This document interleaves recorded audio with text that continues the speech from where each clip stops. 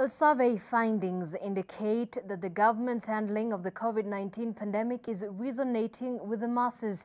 The numbers indicate that the majority of Kenyans still support the dusk to dawn curfew imposed to stem the spread of the disease, but are more concerned about the effects of the pandemic on their source of livelihoods. NTV's Brenda Wanga has more. Another 30 days of the lockdown in the COVID-19 hotspots in Kenya was a take-home from the most anticipated address to the nation by the head of state yesterday. The president had based his decision on experts' advice, and now it appears the people agree.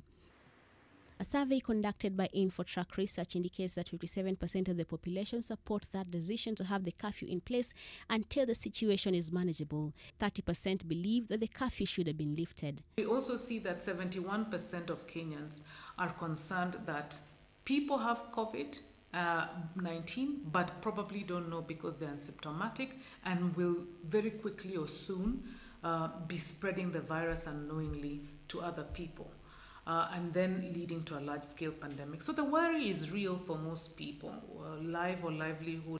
The limitation of movement from the hotspot counties of Mombasa, Nairobi and Mandera was also extended, and with good reason, from both the experts and now it seems the people too.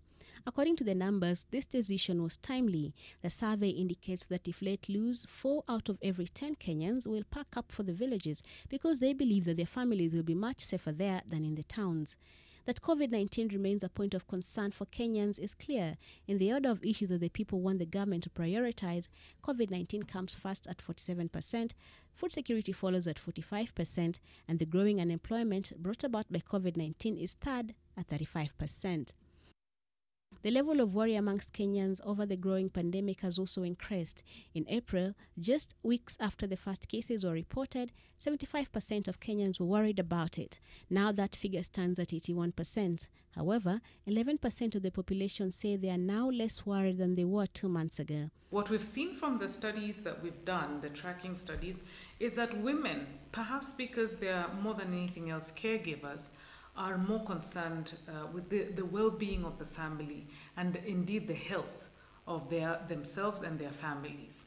And so perhaps it would not be so surprising to see that in certain places where corona is yet to be felt or seen, in certain rural settings, the young who we saw even in April, feeling that this disease does not afflict them as much as it afflicts the older population, they then feel that there's nothing to worry about.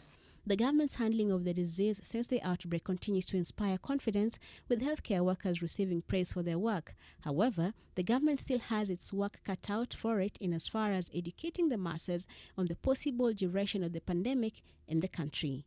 Brenda Wanga, NTV.